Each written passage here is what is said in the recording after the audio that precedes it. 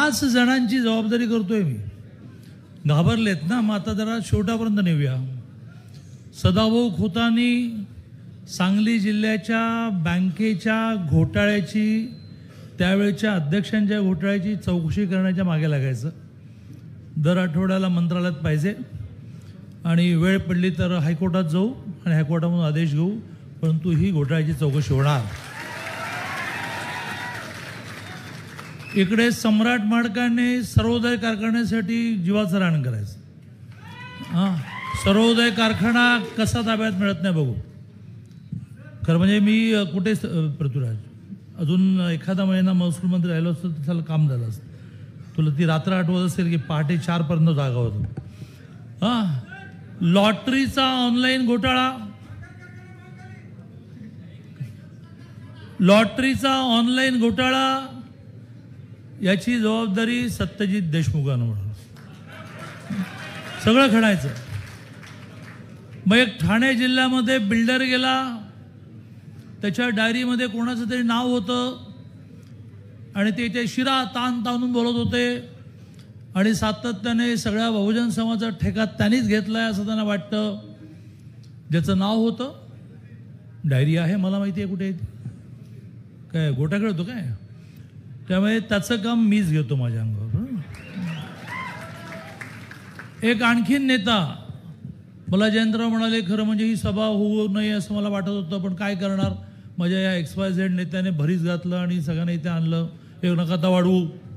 मग हा जो भरीस घालणारा नेता आहे तो वाशीच्या कृषी उत्पन्न बाजार समितीच्या घोटाळ्यात आहे. त्याचं कोणाचं तरी एकाचं काम करू. अध्यक्ष महोदय, कोणाला ते नाव द्या मला, त्याची जबाबदारी करू. 5 घोटाळे, 5 घोटाळ्याची चौकशी केली की हे आपापल्या गावातून पळून जातील, कारण डायरेक्ट जेलमध्ये जावं लागेल ना, त्यामध्ये इथून गावातून पळून जातील. नाही तर हा इशारा द्यायला या ठिकाणी मी उभा आहे, हलक्यात घेऊ नका आम्हाला. हां, 10%च बोललो आहे. तुम्ही मारे भाषण करता की जयंतरावना भाजपत आणण्यासाठी दडपण आणताय. कोण जयंतराव, कोणाला भेटतात, किती वेळा भेटतात? हो सम्राट माडिक, गोपीचंद पडळकरने बरोबर सांगितलं, राजकारण आहे, आले तर मागे बसायला लागेल. येणार नाहीत, येणार नाहीत, येणार नाहीत, येणार नाहीत. आले तर त्यांना असं म्हणावं लागेल, गोपीचंद पडळकर आगे बढ़ो, हम तुम्हारे साथ. ती आपली घोषणा आहे, ती आमची घोषणा आहे ना, देवा भाऊ आगे बढ़ो, हम तुम्हारे साथ है. मग आता ह्या जिल्ह्यात तुम्ही ज्युनियर आणि गोपीचंद सिनियर, त्यामुळे त्यांना अरे येऊ दे बाबा, तुम्हाला आनंद होईल, कारण ते गोपीचंदच्या मागे बसतील आणि मग ते म्हणतील की दे गोपीचंद आगे बढ़ो, हम तुम्हारे साथ है. काय अडचण आहे तुमची, मला काय कळत नाही. बरं ठीक आहे, मी रात्री देवेंद्रजींना सांगतो, तुमच्या भावना पचवतो, तुम्ही काय काळजी करू नका. मी तुम्हाला 5 जणांसाठी जबाबदारी केली आहे. रात्री झोपेची गोळी घ्यायला लागेल. आता तुम्हाला एका पुस्तकाचं नाव सांगतोय, तुम्ही विकत घेऊ शकणार नसलात तर मी घरोघर वाटतो. एक दगाबाज नावाचं पुस्तक आहे, 458 पानाचं. तुम्ही वाचाच आणि वाचल्यानंतर माझ्याशी मला भेटा तुम्ही. अरे हे काहीच नाही, जयंत पाटलांचं वगैरे काढताना हे तर प्रस्तावनाच आहे. दगाबाज पुस्तक वाचल्यानंतर कळेल की या महाराष्ट्राचं वाटोळं कोणी केलं. गावागावामध्ये तुम्हाला झोंबलंय काय, तर कोणीतरी बहुजन समाजातला माणूस, गावगाड्यातला माणूस सरपंच होतो OBC आरक्षणामुळे, आणि मग तो स्टेजवर बसतो सरपंच म्हणून आणि तुम्हाला खाली बसायला लागतं. अरे पण ह्या महाराष्ट्राची अशी स्थिती निर्माण कोणी केली? दगाबाज, दगाबाज, दगाबाज.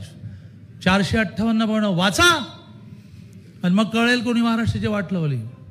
देवेंद्रजीच्या पोटावर बोलता काय?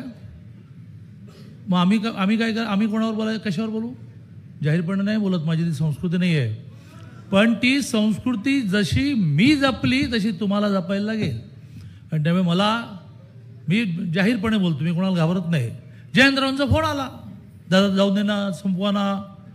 मी म्हटलं वार झाला आता प्रतिवार झाला तर संपणार.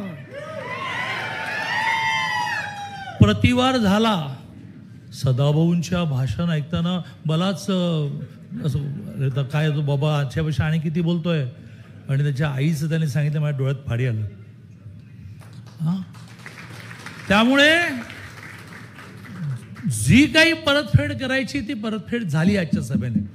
आता रावण जाळवे आणि आपापल्या घरी जाऊया. गोपीचंदचा वाढदिवस साजरा करायचा आहे, मला संग्राम देशमुखच्या घरी जेवायला जायचं आहे. एक त्यांचा पिल्ला असं म्हणाला की या सभेत काही जर बोललात तर परिणाम चांगले होणार नाही. बांगड्या भरलेत काय? बांगड्या भरल्यात काय असं म्हणताना मला महिलांबद्दल काही बोलायचं नाही. उलट हेही सांगायचं आहे की आम्ही त्यांचे वंशज आहोत की ज्या देवींनी आशीर्वाद पण दिलाय, पण प्रत्येकीच्या हातामध्ये शस्त्र आहे. आमच्या प्रत्येक देवाचा आशीर्वादाला हात आहे, देवा हातामध्ये शस्त्र आहेत. आमचा एकही देव विदाऊट शस्त्र नाही आहे. आणि त्यामुळे आम्हाला आशीर्वाद पण देता येत. आणि त्यामुळे मी माझ्या माता भगिनींची माफी मागेन की त्यांना असं वाटेल की तुम्ही बांगड्या भरला असं म्हटलं. चला, मी असं म्हणतो की आम्ही काही शेपूट घातलाय का म्हणतो. चला, हां, तुम्ही म्हणता की आता ह्या इशारा सभेत काही बोलाल तर याद राखा. कोणाला सांगता रे तुम्ही? ज्यांना कोणाला काही घालवायचंच नाही. तुम्हाला घालवायचं आहे दगाबाज, तुम्हाला घालवायचं. त्या दगाबाजच्या एक एक पानावर महाराष्ट्राचं कसं वाटोळं केलं, किती साखर कारखाने, कुठे प्रॉपर्टी ठेवली. मानला पाहिजे बाप की सगळं आयुष्यभर करून सुद्धा सापडलेच नाहीत. निवडणूक आयोगाच्या शपथपत्रामध्ये गाडी पण यांच्या नावावर नाही आहे. हां, अरे किती विमान आहेत, कुठल्या कुठल्या विमान एजन्सीमध्ये तुमची इन्व्हेस्टमेंट आहे. मला असं वाटतं की मला माझे आईवडील असं सांगायचे की बाबा चांगलं वाग, पुढचा जन्म चांगला वेळ.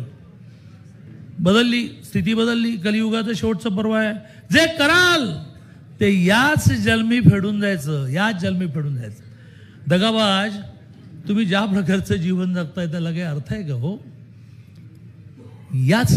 याच जन्मी फेडून जायचं. आणि त्यामुळे वेळेत शहाणे व्हा, नाहीतर आता पूर्वीसारखा तुमच्या गाड्यांच्या मागे धावणारा हा समाज नाही आहे. तो तुमच्या गाडीचा दरवाजा धरेल आणि उघडून बाहेर खेचेल, तुम्ही लक्षात घ्या. आणि वेळेत सावध व्हा असा इशारा देण्यासाठी ही सभा आहे. या विकृत मनस्थितीला आता रावणाच्या निमित्ताने जाळतो आहोत. उद्यापासून या जिल्ह्यामध्ये शांतता असायला पाहिजे, संवाद असायला पाहिजे. आम्ही ठेका नाही घेतलाय शांतता ठेवण्याचा, टाळी एका हाताने वाजणार नाही.